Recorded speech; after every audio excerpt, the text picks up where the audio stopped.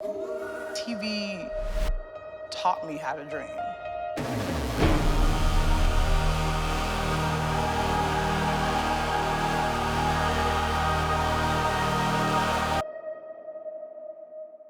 Kobe, obviously rest in peace.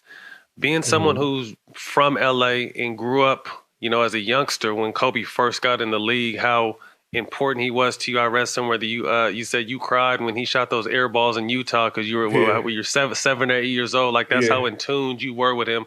So this is kind of a two-part question. How important was he to you as a person, as someone you modeled your game after and looked up to, and then how important is he to the culture and to the energy of LA? For me, Cole was my imagination. That was the player, obviously as I got older and able to look at Michael Jordan, he became one of my favorite players. But growing up, when I started to understand and comprehend basketball at a young age, it was from Cole. Being a Laker fan, we didn't have cable. All we had was channel KCal 9 when the Lakers came on channel 9. That was the only fucking channel we had. So I watched every Laker game growing up. Cole was the one that I gravitated to.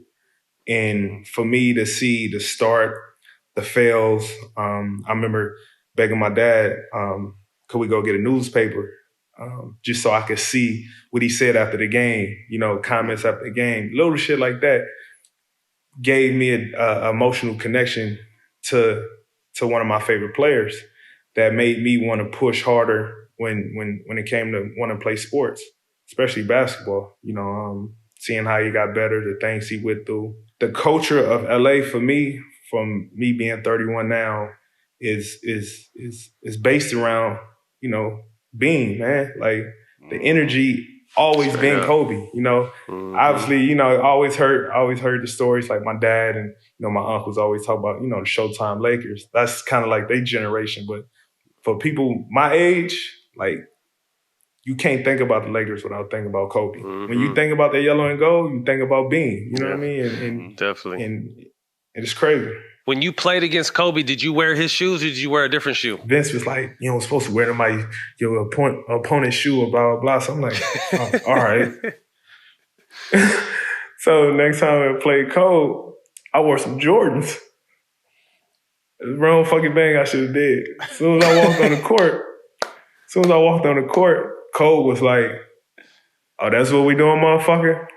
And didn't say nothing to me the rest of the game. Right? Hey, you just sounded so much like him right there when he said that. That's what we doing, motherfucker. Yeah, you sounded just like Kobe right there, dude. That's crazy as hell. So after the game, I talked to him. He was like, damn, man, my bad, blah, blah, blah.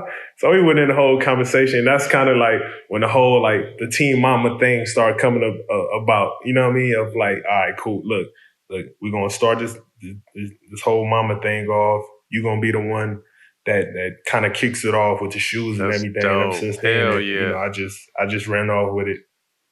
That's what's up. That's a crazy ass story. That's what's up. I don't think I never told that. Yeah. I mean, that was one thing I talked about. I came here in '98 straight out of high school and never really left.